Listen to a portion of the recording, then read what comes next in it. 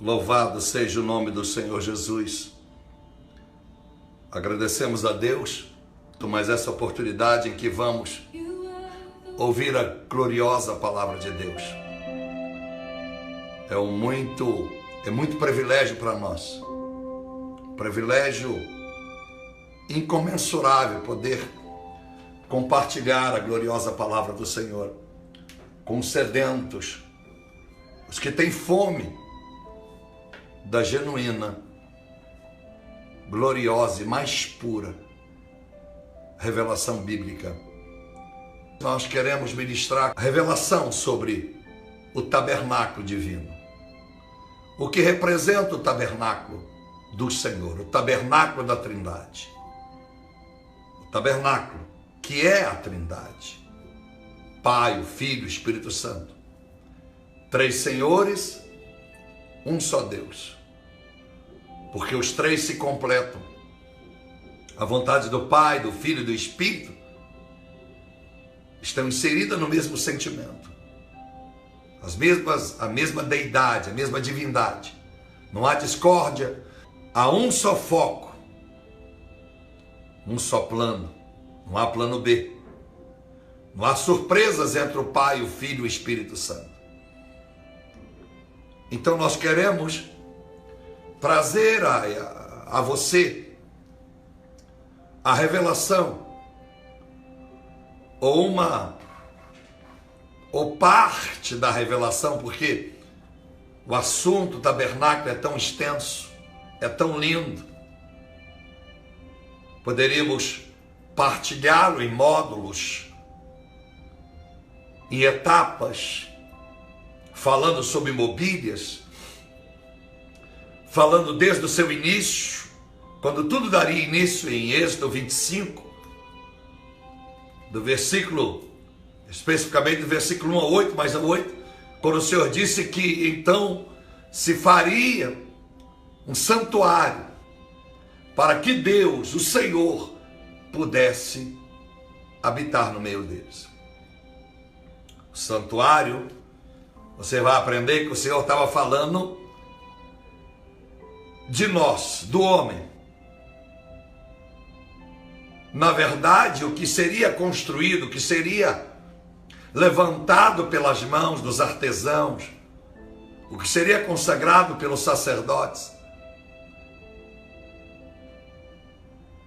era apenas a sombra do que Deus queria que o homem entendesse pela revelação do Espírito Santo, em que nós seríamos o santuário, nós seríamos a habitação do Senhor, que estaria sendo revelado lá em 1 Coríntios capítulo 3, versículos 16 e 17. O santuário seria dentro de nós. Então, Deus estaria convocando eu e você para que nós preparássemos, edificássemos um lugar para Deus. E esse santuário já diz, é santuário, é lugar de santidade, de pureza. E a única pessoa que pode santificar este santuário é Deus, através da nossa liberação, ou liberalidade, ou liberdade, ou dizer a Deus, Deus, eu entrego a minha vida. Quando você aceita Jesus como Senhor e Salvador, você está dizendo, Deus, eu estou entregando a minha vida para que ela se torne um santuário, através do Espírito Santo do Senhor, que fará a regeneração pela renovação da palavra, a lavagem da palavra em minha vida. A palavra é Jesus. Jesus se tornaria perfeito em nós. Jesus se torna claro para nós quando nós recebemos Ele como Senhor e Salvador. Então, o Consolador, o Espírito Santo, o penhor da igreja, vem e faz o trabalho, nos testificando da palavra, mostrando a justiça, o juízo, o pecado. E aí nós, então, nos tornamos um santuário. Então eu quero falar sobre o tabernáculo. Porque em Êxodo capítulo 25, verso 8, o Senhor está dizendo que o homem agora ergueria, levantaria um santuário para que Deus habitasse no meio do povo. As medidas foi Deus que deu. O tabernáculo do Primeiro Testamento, feito de peles, feito de mobília, feito de vários apetrechos ou utensílios que seriam consagrados ao Senhor. Esse era apenas o prenúncio, era o início de uma grande revelação. Deus daria medida, o homem ergueu, agora haverá uma preparação depois de pronto. Porque antes de consagrar este lugar, essas madeiras eram apenas madeira, essas cordas eram apenas cordas, esses tecidos eram apenas tecidos. Esses utensílios eram apenas alguma coisa inexistente que se passou a existir. Mas só passam a ter um valor divino depois que eu estiver consagrado no local. Em cima desta terra, ou em cima desta areia, no meio desse deserto, outrora era um lugar de passar escorpiões e serpentes. Um lugar qualquer em que alguém colocava os seus pés. Alguém deitava sobre ele. Alguém armava a sua tenda, a sua barraca e aí morava. Agora, neste lugar em que outrora alguém passou, eu colocarei a minha glória. Consagrarei. Deus é maravilhoso. O Pablo, sem Jesus, sem a consagração do Senhor, posso ser apenas um religioso. Um homem que veste roupas, que tem cabelo ainda, que calça sapatos, que fala, que ouve, que vê.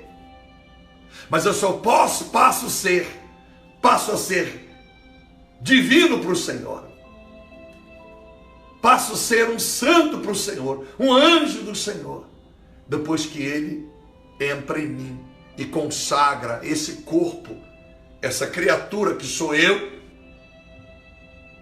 para que eu não seja apenas a criatura que estava pelo mundo andando como se nada houvesse após esse mundo.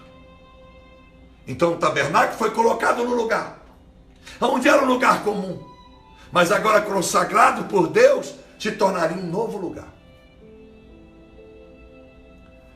1 Coríntios, não comecei a pregar ainda. 1 Coríntios, o Espírito Santo, eu não prego. 1 Coríntios, capítulo 3, versos 16 e 17, quando o Senhor disse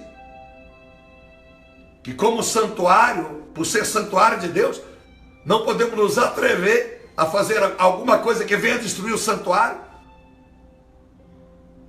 porque somos a habitação do Espírito do Senhor, que representa o Pai, o Filho, e Ele mesmo o Espírito.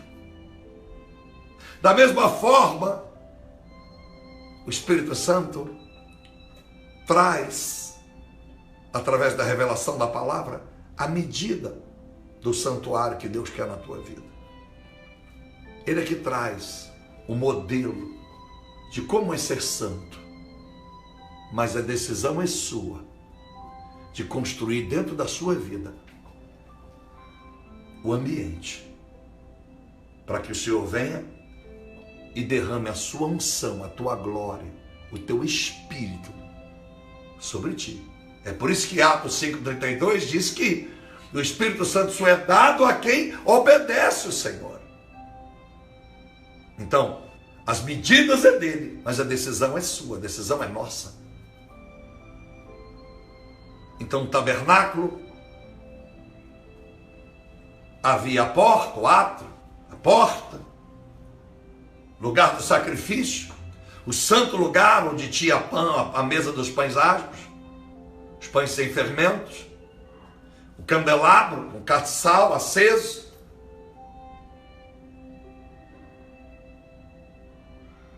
representando o pão sem fermento, é Jesus o santo, sem pecado, sem mistura do mundo. O candelabro, a luz, Jesus representa a luz. A luz. As 7 hastes acesas, os 7 Espíritos de Deus, de Apocalipse 5, e também Isaías, capítulo de número 11. Os 7 Espíritos do Senhor.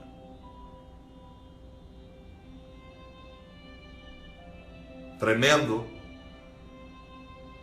que a Bíblia diz em João 16, do versículo de número 9 adiante, você vai perceber que Jesus está sendo claro, que o que o Espírito Santo falará não é dele mesmo, daquilo que tem ouvido. E ele não vem para glorificar a si mesmo, mas para glorificar a Deus, glorificar a ele, Jesus.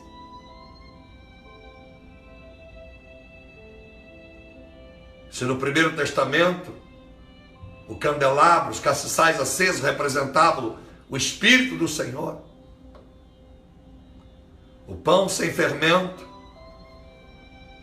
uma palavra pura, uma religião, se posso chamar assim, pura, vinda direto dos céus, uma vida santa, uma igreja limpa. Se o lugar do sacrifício representava no Primeiro Testamento aquilo que o sacerdote fazia, sacrificando o animal, derramando o seu sangue, depois se lavando na bacia de bronze, aquela bacia de bronze espelhada, quando olhava, retratava o seu rosto, a palavra. Quando olhamos para a palavra, ela retrata quem somos. E temos mesmo que nos lavar nesta palavra. É ela que é a pia do crente. Ela é o lava-jato do crente. Porque é só ela, a palavra, pode nos transformar quando nós nos lavamos nela. Assim como a torneira você liga, a água está lá. No lago, a água está lá, mas você precisa se banhar, desejar pular naquela lagoa. Antigamente, quem sabe as pessoas que moravam nos ribeirinhos, em lugares tão humildes, a água era do poço. Muitas gerações não tão distantes se banhavam no rio, no lago. A água estava lá, mas a decisão era de cada um de se lançar sobre aquela água. Então a Bíblia é a água que lava, mas eu preciso mergulhar nela, aceitar ela, transformar a minha vida. Eu não posso adentrar no santo lugar e no santíssimo se antes eu não me lavar, eu não me aprofundar nesta Bíblia, eu não ler, eu ter fome, eu ter sede, porque assim, através dela, ela vai me levando nas entrelinhas a mais profundas revelações divinas, para que eu conheça quem é Jesus, para que eu saiba quem é o Pai, para que eu saiba quem é o Espírito Santo. Por isso que a igreja não é aquela que faz festa, aquela que canta muito, aquela que tem muitas festividades. A igreja é aquela que tem palavra. E que a palavra tem prioridade. Fica sem cantar o quarteto, dueto, jovem, adolescente, o coral, pá, mas a palavra não. Na maioria das igrejas, cantam tanto, falam tanto que diz só o pregador: agora, deixa eu olhar aqui para você, só tem 15 minutos. Mas o senhor deixou só 15 minutos para a palavra?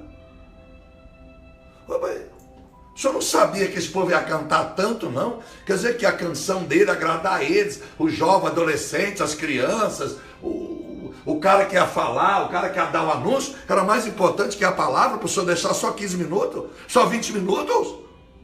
Ué, então eu vim no culto para quê? Próxima vez, o senhor me dê um CD que eu boto em casa, porque aí eu fico ouvindo música em casa antes de vir para a igreja. Quando a gente vai aprofundando na palavra, machuca muita gente. Machuca muita gente. Pastor, o senhor é louco, o senhor pregou tal tema essa semana. Não, eu sou louco se eu não pregar. Eu tenho que pregar. E se alguém quiser refutar o que eu preguei, é só pegar a Bíblia. Pegar a Bíblia. Mas não na revelação tendenciosa para qualquer que seja a denominação. Não, sem tendência, sem tendencialismo. Porque alguém, é que eu sempre digo, não, você está me vendo aqui um empreendedor, mas eu sou pastor. Porque a última coisa que eu podia ser é pastor, eu tinha que ser adulto, prostituto, fornicador, bandido, qualquer coisa. Um empresário, um político, sem desmerecer nenhuma classe. Eu não sou pastor porque eu quis, Deus me chamou. Então quando Deus chama, hello, eu não preciso mostrar para ti o diploma da teologia, não preciso mostrar para você o diploma de PhD, MBA, eu não preciso mostrar nada disso. Não, quem me justifica é o Senhor. A palavra testifica pelo que eu digo. Para que vocês saibam que o que eu digo não vem de mim, vem do Senhor, o eco vem da minha voz. Mas a voz vem do Senhor. Enfim, meus amados irmãos. Se num tabernáculo havia a porta é Jesus. Eu sou a porta. João capítulo 10, versículo 1 em diante. É a porta. Ele é a porta de entrada. 14,6 de João. Eu sou o caminho, a verdade e a vida. Sem mim ninguém vai ao Pai. É a porta. Segundo lugar, não sabe o tabernáculo? O lugar do sacrifício. Ele é o sacrifício. Entregou-se por nós. Entregou-se por nós. O tabernáculo era Jesus. Entregou-se por nós. O santo do santo. Ali, o sacerdote já estava só. Quando eu olho para Jesus, eu olho para o pão sem fermento, eu vejo ele. A palavra pura, o santo homem. Quando eu olho para o candelabro, eu vejo Jesus. O Espírito estava nele. O Espírito que nele estava, que desce do céu no seu batismo. Em Mateus 3. E quando desce o Espírito, uma voz vem do céu. Esse é o meu filho a quem me comprazo. O Espírito foi dito por João Batista, aquele ao qual veres descer o Espírito. Esse Deus havia dito para João Batista. Esse é o meu filho. Então eu olho para Jesus. A luz, o Espírito nele, testifica que ele é realmente o Filho de Deus. Não foi por tábuas na mão como Moisés, nem por tantos outros que intitulam os seus profetas como Deus, como os islâmicos e tantos outros. Não. Nosso Jesus é testificado de outra forma. É um fato, é uma realidade, não é um mito, não é uma lenda. Não é um conto religioso ou místico ou teológico. Não estou falando nada contra a teologia. E já aprendi, você já ouviu, se já ouviu, não sei. Mas repito de novo. Teologia não cria obreiros, não forma obreiros, mas o obreiro faz teologia. Agora, se a teologia do obreiro, pode ser numa sala de aula, pode ser num monte como Moisés. Moisés não foi numa escola teológica, numa faculdade teológica, em lugar nenhum do mundo, para receber o Pentateuco que nós lemos e pregamos sobre. Hello? Pastor Pablo, o senhor fez teologia? Não. Alguém vai usar isso. Ah, então é por isso que ele prega essas coisas aí, meia louca. Aí vai ter aqueles que vai dizer assim, ele fez teologia? Ah, por isso que ele prega assim, está firmado na letra. Meu irmão, vão me amar justamente pelo que eu sou e vão me odiar exatamente pelo mesmo motivo que alguém me ama. Então, odiando ou me amando, o que interessa é que eu faça a vontade de Deus. Assim será com você. Alguém te ama pelo que você é e alguém vai te odiar por aquilo que alguém te ama. Hello. Então, a minha ministração, essas lives que faço, foi tocado por Deus, o Espírito Santo. que um dia disse para mim: meu filho, impedem você de pregar em muitas igrejas a verdade? Sim. Meu filho, torce a cara com o que você prega? Sim. E muitos vão ainda fazer, meu filho? Sim. Mas, meu filho, eu criei aí uma tal de Face, usei um americanozinho lá, um rapazinho. Ele achou que era para ele ganhar dinheiro, ele achou que era para engrandecer a sua conta bancária, mas ele não sabia que o Facebook, meu filho, era uma estratégia minha para usar homens como você. Meu filho. Porque eles podem parar você numa igreja de pedra, mas na rede social, meu filho, até o meu tempo, ninguém pode impedir. Obrigado, Jesus. Obrigado. Tem que orar todo dia pelo criador do Facebook. Aleluia. Muito obrigado, Jesus. Porque se ainda não posso ir a um canal TV aberto, eu posso ir no canal de rede aberta. Então, meus amados irmãos e irmãs, essa palavra é muito forte, muito profunda, que Deus quer falar conosco. Todo dia eu me converto mais. Porque Jeremias era crente, não era? Opa, um dos maiores profetas. Profetaço. Mas ele termina a sua história em Lamentações 5, repetindo o que ele tinha dito lá já, no seu livro, capítulo 18, ele repete a mesma coisa. Verso 22, ele vai dizer: converta-me a ti, e serei convertido.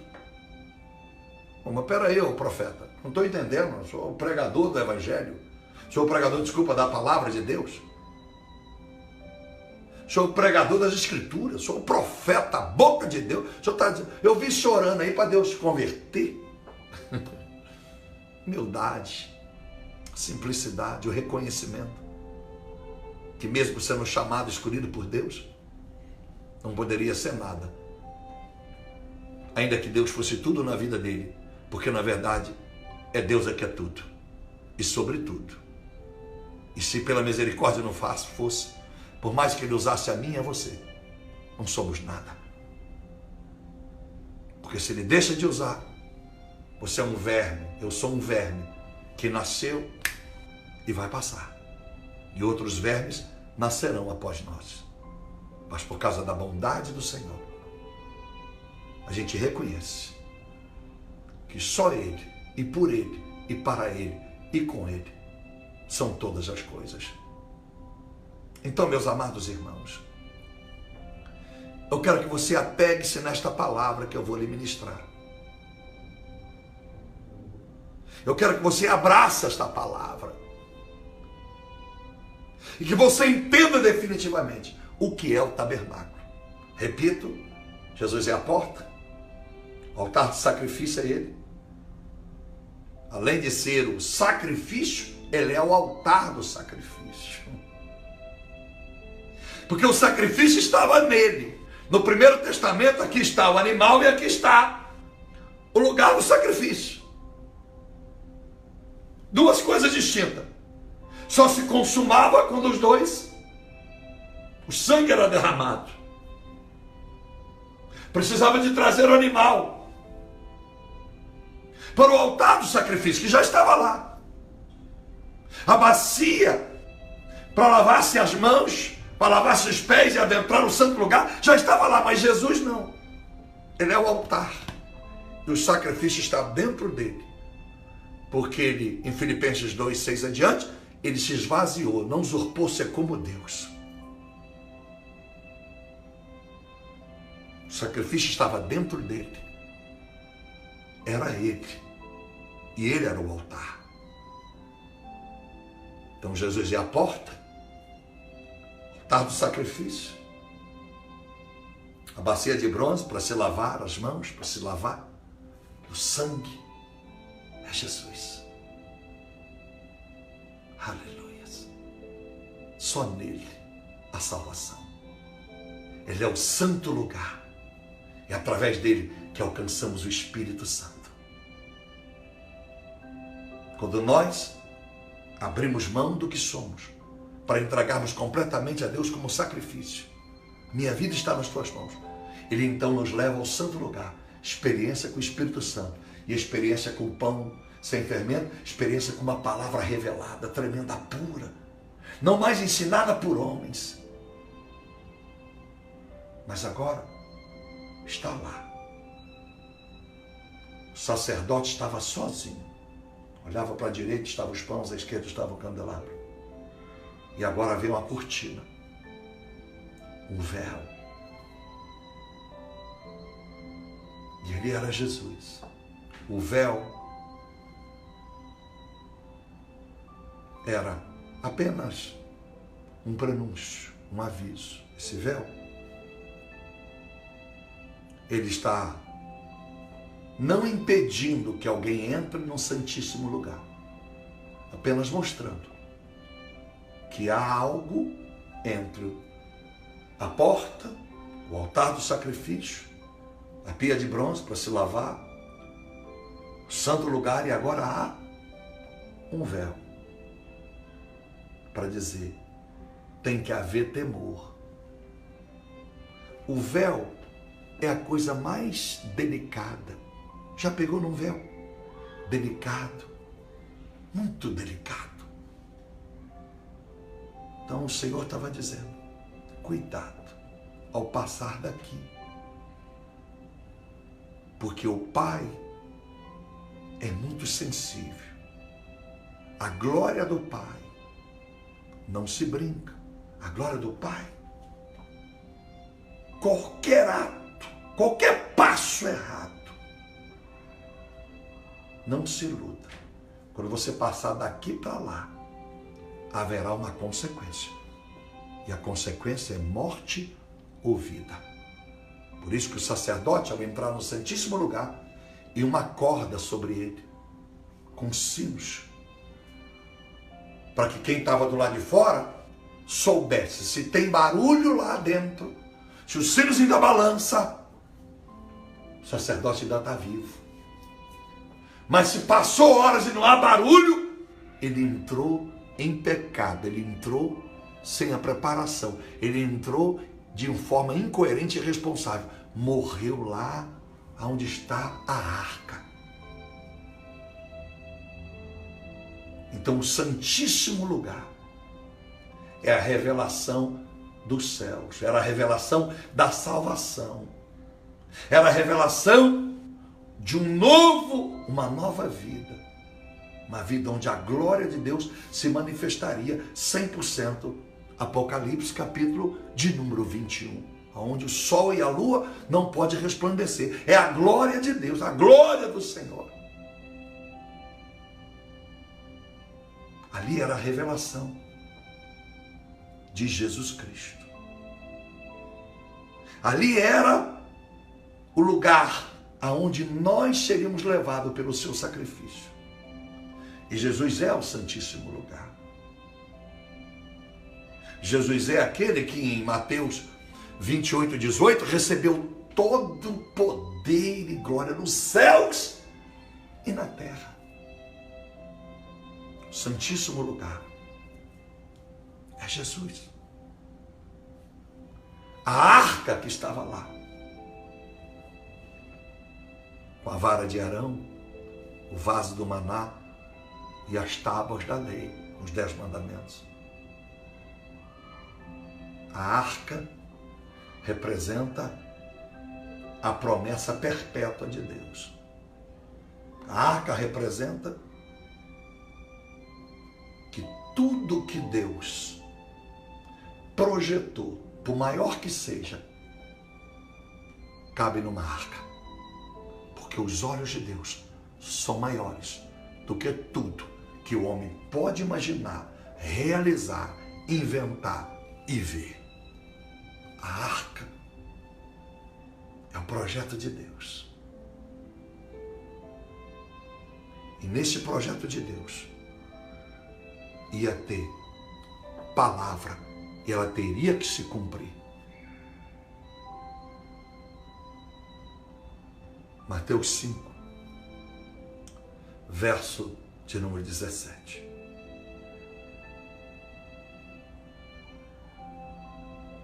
O vaso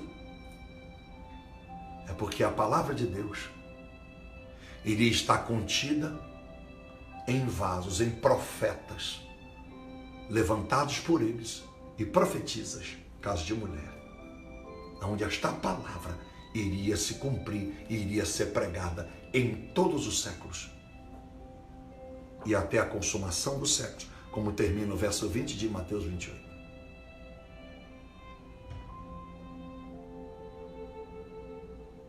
As tábuas dos mandamentos não estavam ali, os 66 livros da Bíblia que chamamos de Bíblia. Estava ali os 10 mandamentos. Os 10 mandamentos, o Senhor disse: toda a minha palavra, ou tudo que há de se realizar na terra, tudo depende em que o homem ande conforme a minha regra. Porque a graça não apaga a regra. A regra, a lei, a verdade, ao qual nós submetemos a ela vem antes da graça, porque a graça só age na nossa vida se nós cumprimos a obediência. A obediência é a lei, é obedecer. Se eu não sou dizimista, eu não estou debaixo da graça, eu estou debaixo da lei. Mas se eu não cumprir a lei, genuinamente eu estou condenado pela lei. Então eu preciso de cumprir o dízimo para que eu possa viver debaixo da graça. A gente só está debaixo da graça quando cumprimos a palavra do Senhor. Sem ela não há graça. Sem obediência não há graça. As pessoas que confundem a libertinagem com liberdade e fazem disso uma confusão com a graça. Não, a graça tem preço, embora pareça de graça. Então, os mandamentos estão lá. E Jesus disse no verso 13 do capítulo 5 de Mateus: eu não vim para descumprir as leis ou desfazer os profetas, não. Para cumprir as leis e honrar os profetas. Então, o vaso, os profetas. O maná, a comida que vem dos céus. A palavra vem do céu, vem palavra de consolo, vem palavra de edificação, vem palavra de promessa. E essas palavras viriam sobre os profetas. Os profetas trariam esta palavra, trariam este pão para nós. As leis, embora escritas por Moisés, embora escrita pela mão de um homem escolhido por Deus, essa lei independe de profetas, independe se há pastor na sua cidade ou não. Porque nós temos que andar na retidão de Deus. Ninguém vai poder dizer: na tribo indígena, quando o índio viveu há 150 anos, não tinha ninguém pregando lá. Eu não posso crer que o Espírito do Senhor nunca revelou a alguém, em algum momento da sua vida, que devesse dar uma olhada, ainda que fosse para o tempo, fechar os olhos e imaginar que ele não veio neste mundo por acaso, que ele não veio por uma explosão, que ele não veio oriundo de um verme, ele veio um propósito divino. Eu não posso crer que Deus vai mandar índios, pessoas do mundo antigo que não tinham acesso à Bíblia, não tinham acesso à rede social, não tinham acesso às Escrituras, e então ele vai para o inferno. Não. Deus é justo. Deus é justo. Todos tiveram, estão tendo, e quem virá nas próximas gerações, se Jesus não voltar lá, terão uma oportunidade. Porque senão eu iria crer numa predestinação. Esse nasceu para ir para o inferno, esse nasceu para ir para o céu. Não, a predestinação existe na consciência das pessoas. Que se, mas será que esse não é escolhido? Bom, os meus atos é que determinam se eu sou ou não escolhido, os meus atos. Se criou tanta confusão por causa da letra que as pessoas já escrevem livros e falam tanta coisa que o povo fica com a cabeça louca e não sabe para onde vai. Não sabe mais em quem crer. Exemplo, tem gente que foi tantos anos da Batista, agora está no Testemunho de Jeová. O cara era da Assembleia, agora ele está na igreja do Sétimo Dia. O cara era presbiteriano, agora está na igreja adventista. Por que? Não sei. Com certeza não tiveram experiência com Deus, porque o Deus é um só. A regra também é. Eu creio quando todo mundo diz, pastor, o Deus é um só. Lógico que ele é. Agora, como é o Deus que você diz que é um só? Aí ele fala como é que é o Deus. Ah, não, então esse Deus não é igual ao meu não, porque o meu Deus é o Pai do meu Senhor e Salvador Jesus Cristo. Esse Deus que eu tenho é santo, ele é puro. Esse Deus meu, ele dá bondade, mas ele dá juízo. Meu Deus não me manda para o paraíso encontrar com 7 virgens. Ah, não, então, não, desculpa. Esse Deus que você diz que é um só, não é o meu não, é para o seu povo. O meu é verdadeiramente um só. Eu sou crendo no meu Deus, é um só. Mas ele é diferente disso aí. Então, meus amados irmãos, estava lá o vaso com o maná. Vaso de ouro. Quem recebe um profeta na qualidade de profeta, recebe o galardão de profeta. Mateus 10, 41. O valor dos escolhidos de Deus. Estava lá a vara de Arão.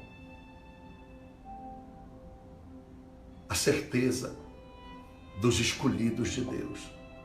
Não tinha só a vara de Arão no dia daquela aprovação, no dia daquela experiência, no dia do sinal. A vara representava os escolhidos de Deus. Estarão dentro desta arca, no novo céu e numa nova terra. A arca guardada pelos anjos. Isaías viu no capítulo 6, verso em diante.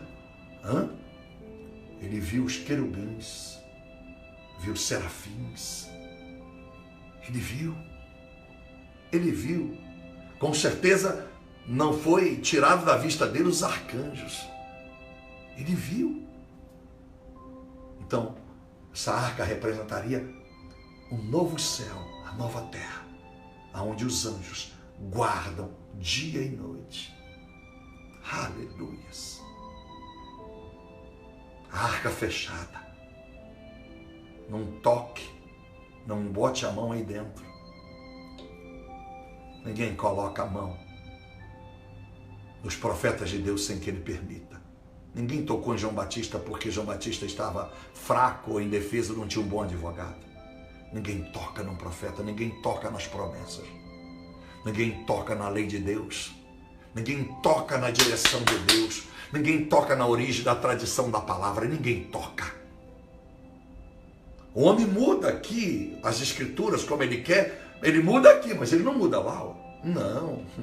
A verdadeira não está nessas páginas de papel. Deus não depende da página de papel para ministrar a palavra, porque ele criou o mundo sem Bíblia, sem palavra, não tinha nada escrito. Adão não foi na escola aprender a escrever nem ler, mas Deus conversava com Adão. Como conversava com Adão? Se esse menino não aprendeu. Não, aliás, meu filho, ele não nasceu menino, já nasceu grande. É verdade. E como é que Eva, ao surgir pela manhã e conversou com Adão, como é que ela sabia falar o idioma de Adão? Será que ela não falava babá, babá? Não, Deus é tremendo e soberano. Aleluia. Que idioma, eu já fiz essa pergunta a tantas pessoas, que idioma você acredita que falava Adão e Eva e Deus? Português, inglês, hebraico, aramaico, as línguas felizes? O que você acha? Era a língua dos céus. Uma língua que o homem não pode imaginar. A corrupção do homem o fará, em Gênesis capítulo 11, falar em línguas diferentes. É por isso que muita gente confunde Atos capítulo 2 e diz que quando o batismo pelo Espírito Santo chega, eles começaram a falar na língua dos céus. Não. Línguas abençoadas por Deus. Posso até chamar de língua de céu. Porque o inglês é língua do céu, a alemã é de língua do céu. Porque quem deu aos homens foi Deus. Aí falam besteiras. Não, porque falaram em língua do céu. E aí tem a coragem de dizer que os gentios entenderam tudo que eles estavam falando. Que Deus batizou também quem ouvia com o Espírito Santo. Ah, para com isso, o Espírito Santo é para santo. Espírito Santo é para os escolhidos, o batismo pelo Espírito Santo é para os escolhidos, é para os santos. Eu não posso crer. Porque Paulo vai dizer em 1 Coríntios 14, quando alguém orar em línguas, que tenha interpretação. Hello! Por que interpretação? Embora dentro da igreja de Coríntios, embora eram santos, mas não é todos que entendiam, porque o dom de línguas não é para todos. Está lá, 1 Coríntios 12, verso 11, 1 Coríntios 12 também, no verso 30 e 31, está lá, mas querem e não querem entender. Insistem em seguir o que aprenderam errado anos atrás. Eu vou fazer o quê? Então, quando Deus disse, e Paulo está ensinando a orar em línguas, ele está ensinando. Não fale sem interpretação. Então, como é que eu posso crer que em Atos Apóstolos, quando aquelas línguas, eles começaram a falar em línguas, eles falaram nas línguas, sem que alguém interpretasse, não. Cada um, eles começaram a falar nos idiomas das nações que estavam ali presentes. Meu Deus. A senhora e o senhor pode refutar esta palavra. Há humildes que diz assim, pastor, que diz assim, Deus, muito obrigado. Eu não quero glória, você não precisa me agradecer, porque o que eu estou ministrando não vem de mim. Eu não tenho capacidade, não. Eu sou iletrado, eu sou indouto. Mas Deus me escolheu. Deus me chamou para pregar essa verdade. Para te mostrar por que o véu foi rasgado de alto a baixo. Aleluia. O véu vai ser rasgado. Aleluia. Quando Jesus entrega a sua vida na cruz, a Bíblia é clara e é tão lindo, meus amados irmãos, que no capítulo 27, verso 51, o véu se rasga de alto a baixo.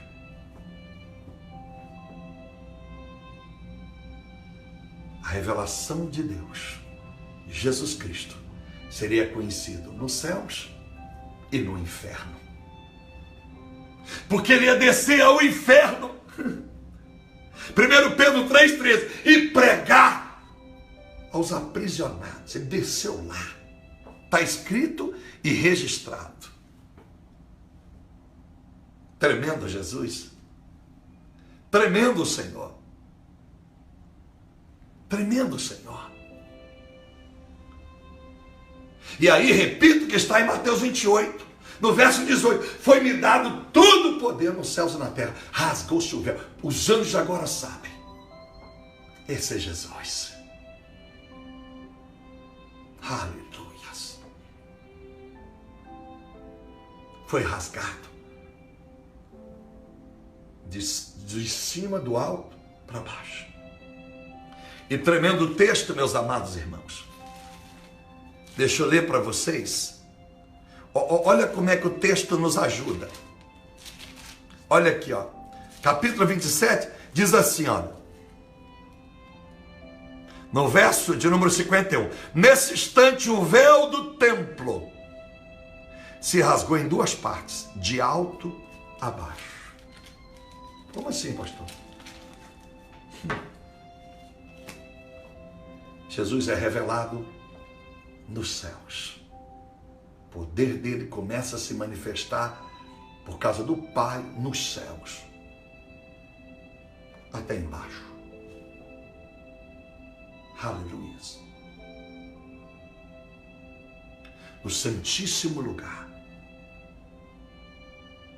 Estava ali a vara de Arão. Representando o poder de Deus, um milagre sobre os escolhidos. Porque diante de todos que expuseram as suas varas, todas parecem iguais. Mas a de Arão floresce diferente. A de Arão é diferente porque eu o escolhi. E a vara seria a confirmação do chamado de Arão.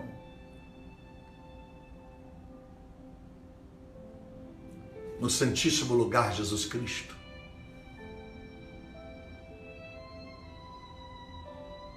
quer que você, que diz que o ama e quer servi-lo de todo o teu coração, que haja em você respeito, temor e honra aos profetas. Sem o Espírito Santo, você não saberá discernir, porque não é profeta quem prega bem, não é profeta quem escreve livro, não é profeta quem se diz profeta, não é profeta quem se veste aparentemente como profeta, vai lá saber que veste é essa, se é um pano de saco como muitos tu veste. O profeta é discernido pela unção da palavra, pelo caráter que vive, pelo desprendimento das coisas que absorve, que tem, que ganham. O profeta, ele é desprendido, ao mesmo tempo que está com todos, está sozinho, ao mesmo tempo que parece ter tudo, não tem nada. O profeta é imparcial.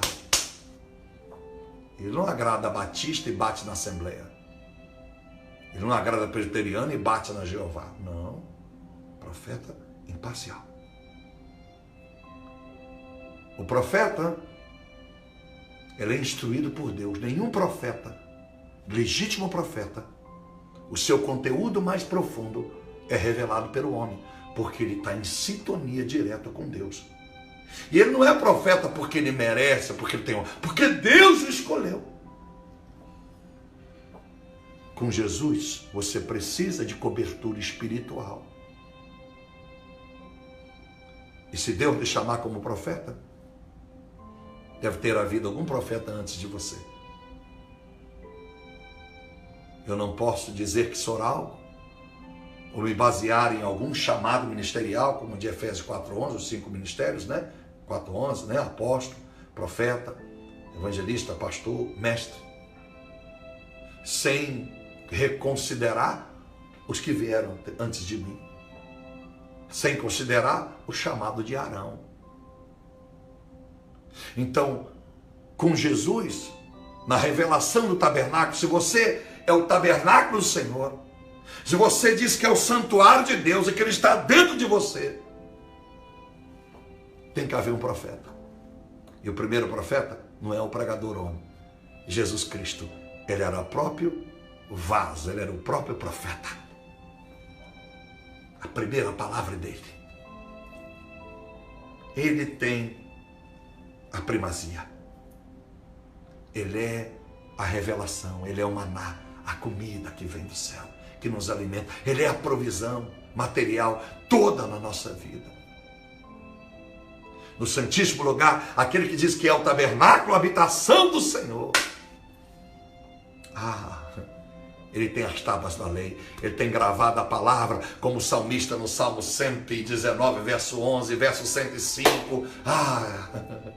Guardei a tua palavra no meu coração para não pecar contra ti. A tua palavra é luz, é lâmpada, aleluia, para os meus pés, para os meus caminhos, aleluia. Quem é santuário, é tabernáculo de Deus, ele tem regra. Ele não faz a regra como ele quer. Ele não obedece a Deus na segunda e desobedece na terça. Se ele desobedeceu na terça, ele se arrepende, porque ele sabe que ele errou. Se você diz que Jesus está na sua vida, você precisa ter o tabernáculo. Esse tabernáculo tem que ser santíssimo. E lá tem que ter regra. Não é uma regra com jugo. Não, porque o Senhor é um jugo leve. Não. Quem ama a Deus, pensa como Paulo. As suas palavras não são pesadas, não são penosas. São graça, são alegria, são gozo para a alma daquele que teme ao Senhor.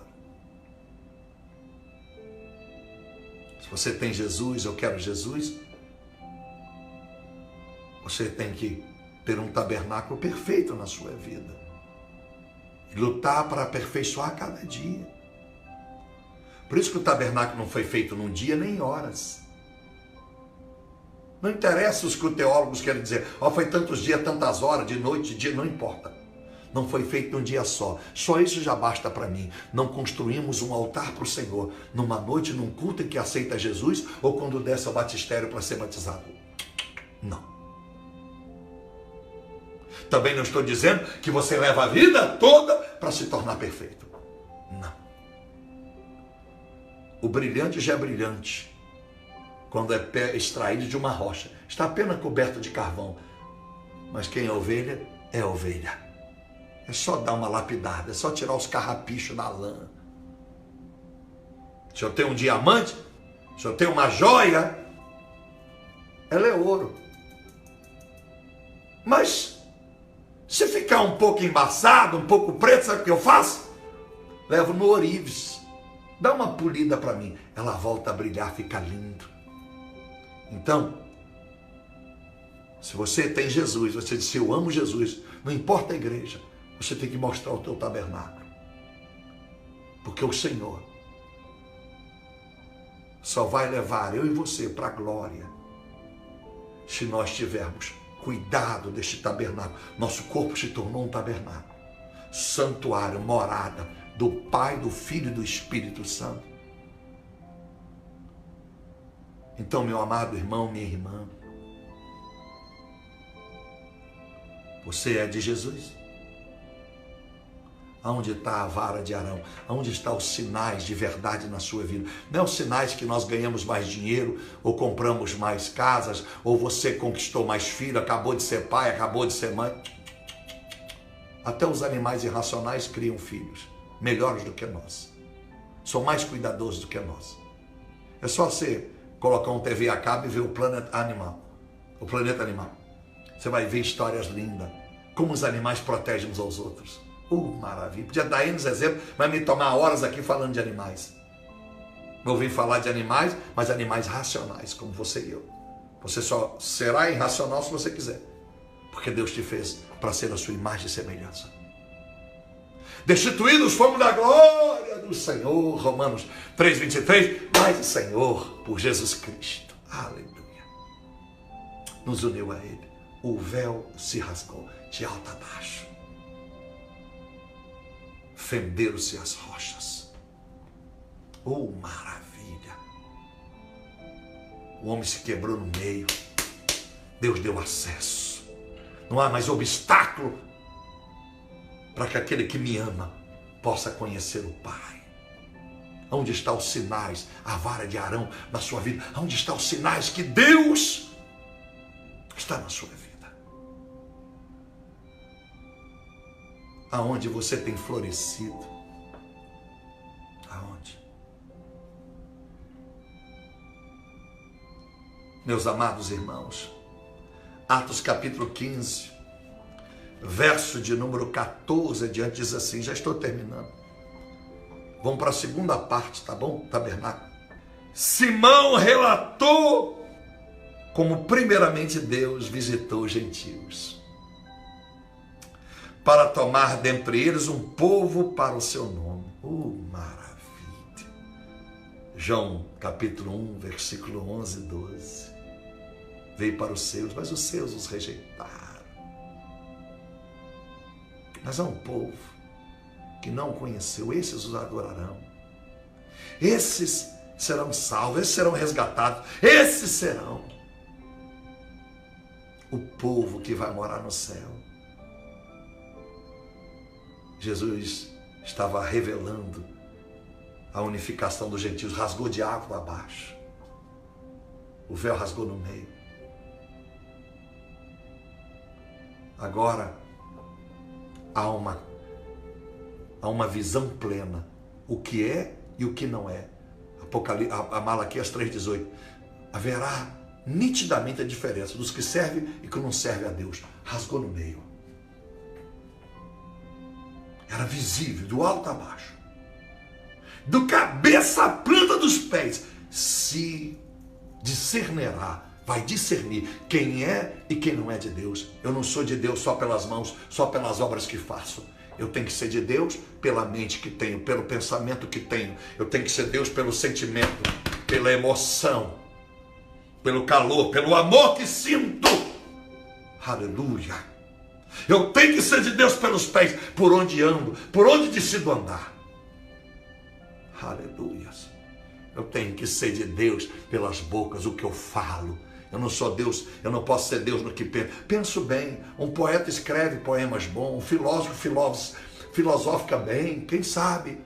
Mas a sua boca não fala tudo o que deveria dizer, ela não é 100% correta, 100% puro, mas eu preciso, como Isaías pediu em Isaías 11, Senhor, eu sou homem de lábios impuros, e o anjo pegou o tenaz, colocou nos seus lábios, agora você está purificado. Eu tenho que ser de Jesus nos lábios, nos meus olhos, aonde meus olhos estão querendo alcançar, aonde meus ouvidos, eu tenho que ser de Jesus nos ouvidos. Enfim, meus amados irmãos, verso 15, e com isto concordam as palavras dos profetas, como está escrito, olha que lindo agora, verso 16, depois disso voltarei, diz o Senhor. Olha o relato, e reedificarei o tabernáculo de Davi, que está caído, levantá-lo-ei das suas ruínas e tornarei a edificá-lo. Não é mais o tabernáculo de Moisés. Hello! Deus vai quebrando. Deus é contemporâneo. A doutrina é a mesma. A palavra é a mesma. Moisés, está muito bom aqui. Mas um dia você será revelado. O tabernáculo de Davi. Primeiro, o tabernáculo de Davi era o próprio Jesus. Por isso que dizia, Jesus, filho de Davi. Eles não sabiam o que estava falando. Primeiro, para a ignorância daquele povo, era a melhor maneira de dizer a eles, vou revelar o tabernáculo de Davi. Vocês não chamam Jesus de filho de Davi? Eu vou reedificar o tabernáculo de Davi, que está caído. Não é que Jesus estava caído, Jesus nunca teve caído. É porque o mundo desprezaria Jesus. 24:2 de Mateus, o amor de quase todo iria se esfriar.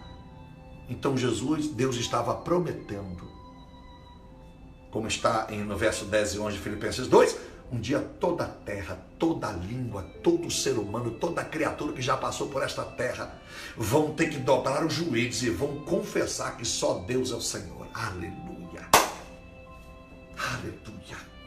Deus sabia que embora Jesus, o seu tabernáculo iria para a cruz, por um breve momento, como foi na época da Torre Gêmeas que caiu nos Estados Unidos, houve uma avalanche de crentes na América, as igrejas lotando. Vai hoje lá para ver. Estão indo na igreja por causa da grana na América. Ei, hello! A grana, com as suas exceções. Opa, logo, vou generalizar, não, sou louco. Mas é só perguntar a um americano ou quem mora lá. Como que foi a igreja de 2001, quando a Torre Gêmeas desabou, até lá para 2003? E como está a igreja de 2004 para cá? Como está aí na América? Opa! Então, meus amados irmãos, primeiro, estava sendo revelado. Pode desprezar Jesus. Pode trocar Jesus por Genésio. Pode criar N seitas. Mas eu vou reedificar. Eu vou reedificar. Eu vou levantar. O meu filho será glorificado. Queira ou não queira, todos saberão. E na segunda revelação ele está dizendo, quer reedificar o tabernáculo de Davi. Aí, literalmente, Davi, o homem que me adorava, que me exaltava, que eu fiz questão que os meus escritores escrevessem dos 150, 75 salmos de Davi e tantos outros inspirados por ele. Eita, Davi que sabia adorar.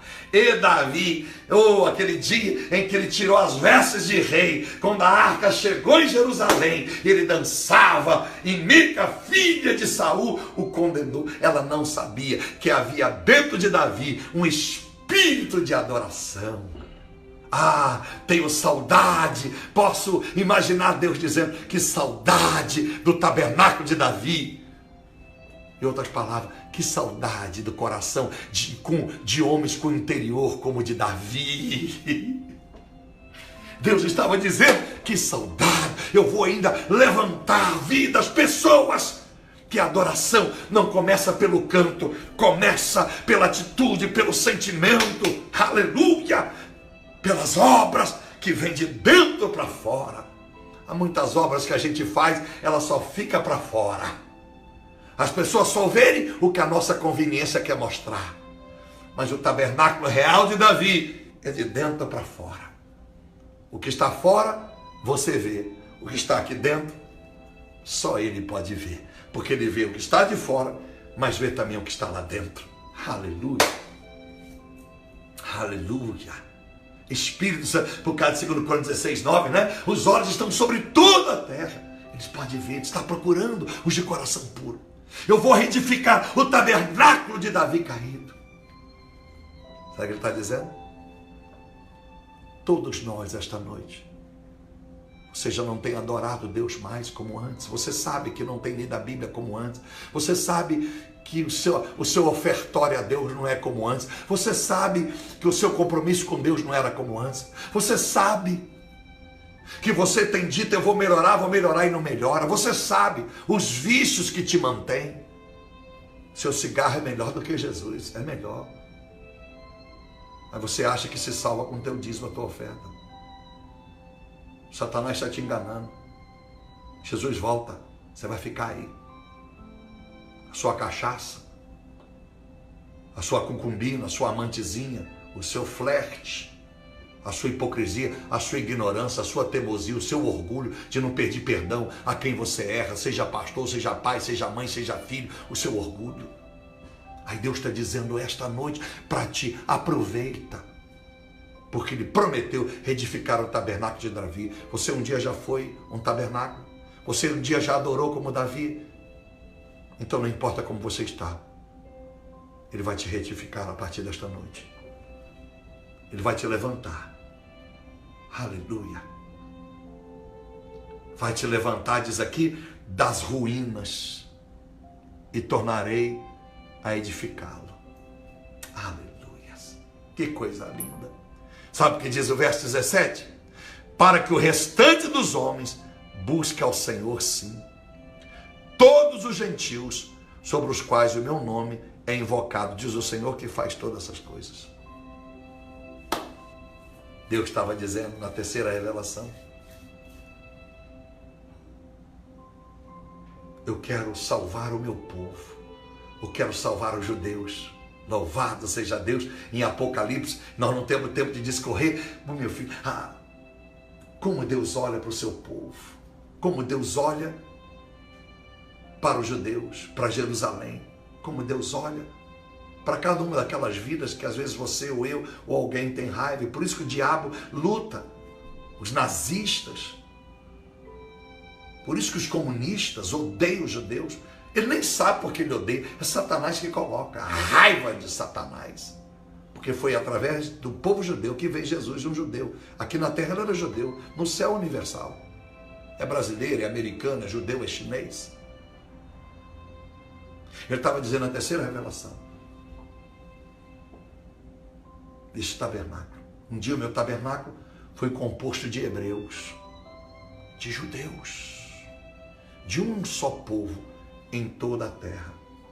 Mas agora o restante dos homens. Obrigado, Jesus. Mas restante, eu sou o resto. Os últimos também serão os primeiros. Eu não me sinto o resto, mas sei que eu sou o restante, porque eu honro a primazia dos judeus. Oro, abençoo e agradeço a Deus, independente da política, o que o Trump fez com os judeus, o que o George Bush, filho, fez com os judeus, o que o Bolsonaro honrou os judeus. Não estou falando de política, nem tampouco avalizando os atos políticos, mas o ato profético que eles fizeram. Talvez são tão ruins como presidentes, que o que vão salvar eles é o que fizeram para os judeus, é honrar Israel quando tomaram posse do seu presidencialismo. Aleluias. Aleluias.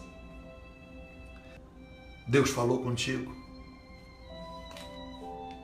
Deus falou contigo.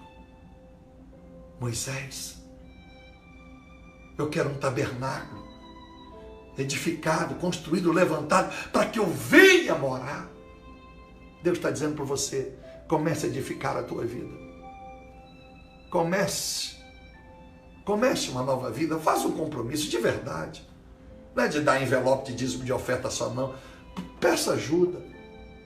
Se você segue meu ministério e eu não tenho sido competente, suficiente para te ajudar a mudar de vida, por favor, procure um ministério, procure um pastor, procure uma igreja. Se eu não posso te ajudar, se o pastor aonde você ouve o evangelho, na igreja onde você congrega, não tem conseguido mudar a tua vida, procure outra igreja. Quem sabe você encontra alguém que te ajude, de fato. Quem sabe porque você está no lugar errado e você não consegue ficar crente com meus cultos. Quem sabe eu não sou o pastor que Deus levantou para a tua vida. Quem sabe a igreja que você está não é onde Deus queria que você está, mas você está aí pela conveniência, porque você se sente bem aí. Deus não quer que você esteja onde você se sente bem. Deus quer que você esteja onde você estará bem. É diferente. Quem sabe? Você negou tantos chamados, tantas coisas que Deus te pediu para fazer, aí você está sofrendo, pagando um preço tão caro. Aí você não consegue mais mudar. Está endurecido teu coração, nada muda.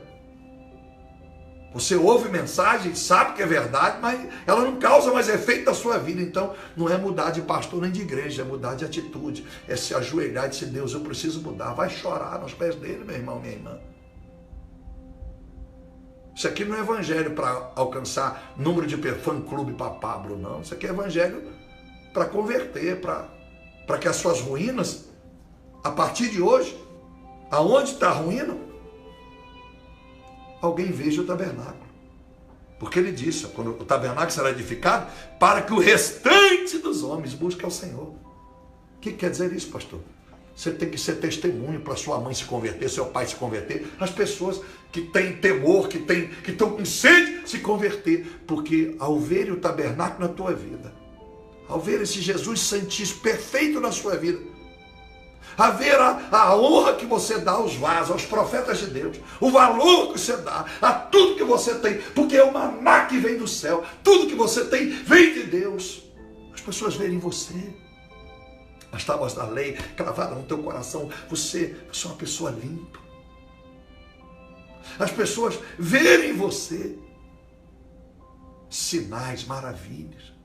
Verem que você, embora muitos se dizem cristãos como você, mas vê a sua vara, a sua vida florescendo de forma diferente. Aí, o restante que estão sofrendo, que estão perdidos, muitos vão olhar para ti e vão se converter ao ver o seu estilo de vida, a maneira que você vive com Deus.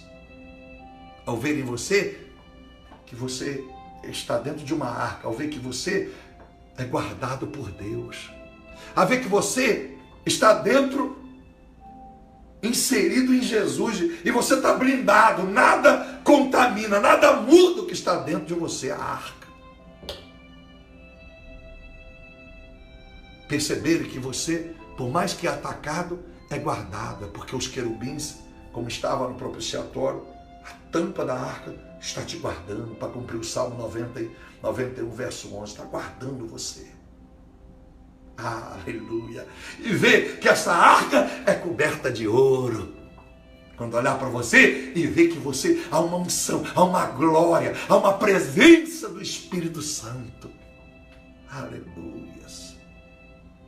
Mas vão saber que você é tudo isso, porque um dia você entrou pela porta. Um dia você passou lá pela porta. Você sacrificou sua vida, muitos sonhos. Você buscou o Espírito Santo candelabro, você sabe. Quando as pessoas olharem para você e ver que aquilo que você prega não é uma religião, é uma palavra pura. E às vezes até escandaliza, como foi que essa mulher, esse irmão, sabe tudo isso, de onde tirou? Vão querer o seu Jesus.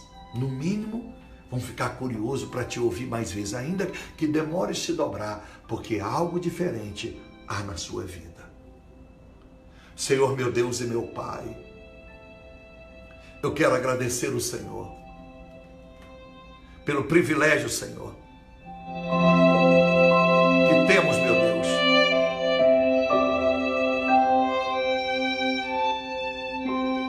o privilégio de compartilhar com o Senhor nesta palavra. Somos o teu tabernáculo. Como ser santo? Como o nosso tabernáculo não ter só a porta? É um coração aberto para Jesus, mas não ao ponto de ser santo. Como ser um tabernáculo? Que temos o altar onde sacrificamos ofertas, jejuns, mas não ao ponto de sermos santos. Somos o tabernáculo ao ponto de termos a pia de bronze para nos lavar, espelhada, que nos reflete o que somos, mas não ao ponto de nos tornarmos santos. Como ser tabernáculo, meu Deus, ao ponto de termos palavras puras, de muitas das vezes sermos justos, mas não sermos suficientes para sermos santos. Termos o Espírito Santo até nos usando, nos trazendo sabedoria e inteligência, mas não ao ponto de sermos santos, porque o buscamos na conveniência, porque 1 Tessalonicenses 5:17 diz que temos que orar sem cessar, para que o verso 19 não aconteça, para que o Espírito Santo não seja extinguido de nós. O que adianta, meu Deus, eu ter o Espírito Santo ontem e não ter hoje? Por isso que Atos dos Apóstolos, capítulo 2, eles encheram do Espírito Santo, mas no capítulo 4, 31, encheram novamente. Então, meu Deus, como ter um tabernáculo completo para chegarmos aonde era tudo escuro onde estava a arca? Oh, meu Deus, obrigado. Quando entramos no Santíssimo Lugar, tudo escuro, é o Senhor dizendo: tudo parecia sem sentido, sem esperança nesta terra. Estava tudo escuro, mas eu estou aqui, aleluia. Não tinha luz, não tinha lanterna, não tinha lamparina quando adentrava o Santíssimo Lugar. E o sacerdote entrava com cuidado para não tocar na arca. Tudo pode parecer escuro essa noite, na nossa vida, nesta semana, neste ano, até aqui, mas o Senhor está dizendo: procure-me, busca-me, como eu disse para Jeremias, no capítulo 33, versículo 1 ao 3, buscar-me-ei, aleluia, clama-me, e revelarei coisas ocultas que não sabes. Estava tudo escuro, mas a glória, a arca estava lá, e eu profetizo para essas vidas, que no mais escuro das suas vidas, servindo ao Senhor, uma vida contigo, mesmo que sacrificamos, que temos o Espírito Santo, que temos a palavra santa, que passamos pela porta, teremos momentos que tudo parecerá escuro, mas não devemos esquecer, a glória continua, mesmo quando tudo parece escuro. Aleluia.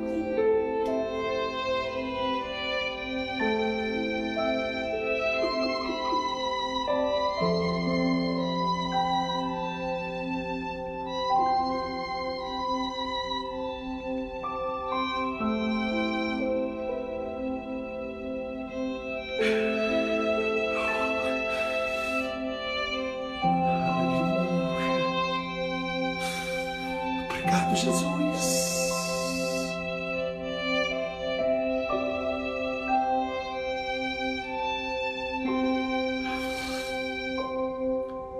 Tudo pode estar sem sentido,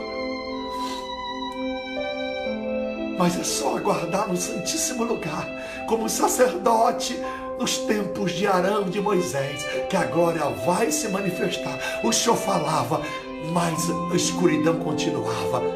Mas a voz do Senhor, o sacerdote ouvia no dentro do lugar santíssimo todo escuro. Ainda que o mundo jaz no maligno, o Senhor ainda fala. A tua voz pode ser ouvida no nosso coração. Oh, Pai. O mundo era sem forma e vazio. Tudo Tudo estava escuro, mas o Espírito do Senhor pairava sobre as águas. Aleluias. Restaura o tabernáculo de Davi caído em nós. Se nosso Jesus estava caído porque nós temos uma vida errada, esse Jesus nunca foi tão perfeito como deveria, porque nós ficamos lançando ele em zombaria pelas nossas rebeldias. Meu Deus, nos dê oportunidade, reedifique em nós esse tabernáculo. Restaure em nós Jesus. Queremos um Jesus verdadeiro. Queremos aquele que sempre foi, é e será. Restaure em nós, para que o restante dos homens, os últimos serão os primeiros, também venham servir conosco ao Senhor, à Santíssima Trindade. Deus Pai Todo-Poderoso, Deus dê coragem para isso. Deus dê coragem para isso. Coragem para ser o tabernáculo e receber Jesus dentro de nós. E aí, meu Deus, vai chegar um dia, no arrebatamento, que não seremos mais o tabernáculo que Jesus habita. Ele, o Senhor Espírito, será o tabernáculo aonde nós habitaremos. Por enquanto, guardamos o Senhor dentro do coração. Por enquanto, a decisão é nossa de escolher sim ou não, porque o Senhor está à porta a bater. Apocalipse 3:20, o Senhor está batendo. Mas quando chegarmos aos céus, já não é mais a nossa escolha. A nossa escolha agora deixou de existir, porque fizemos a escolha certa. Agora o Senhor nos escolheu. Vai cumprir 1 João 4,19. É o Senhor que nos amou primeiro, por isso te amamos. E aí, meu Deus, agora é o Senhor que nos guardará eternamente. Eternamente. Nunca mais choro, nunca mais tristeza, fome, angústia. Que nós tenhamos aprendido a sermos tabernáculos para nos tornar morada do tabernáculo no dia do arrebatamento, no juízo final, quando tudo chegar ao fim, em novos céus e nova terra, criado para o povo santo do Senhor. Aleluia. Deus te abençoe. Que essa mensagem tenha contribuído com a sua vida. Que essa mensagem tenha alimentado a sua alma. Se uma só vida recebeu essa palavra, mesmo que a minha oratória não seja boa, mesmo que a minha linguagem não seja tão perfeita, a nomenclatura não seja tão lúcida, se uma só vida disse: pastor, eu me sinto renovado, eu me sinto tocado, eu me sinto na responsabilidade de cuidar deste tabernáculo, para que Jesus habite enquanto aqui estou, para que eu possa merecer por bondade morar no seu tabernáculo. Se uma só vida foi alcançada, aleluia, eu terei sido abençoado. Porque se eu não alcancei alguém do outro lado, por maior que seja o número que me assistiu, espero eu que essa mensagem tenha alcançado pelo menos a mim mesmo. Porque adianta eu ganhar o mundo inteiro e perder a minha alma. Deus te abençoe. Em o nome de Jesus Cristo, Deus seja contigo e a tua casa, hoje e para todo sempre. Amém e amém.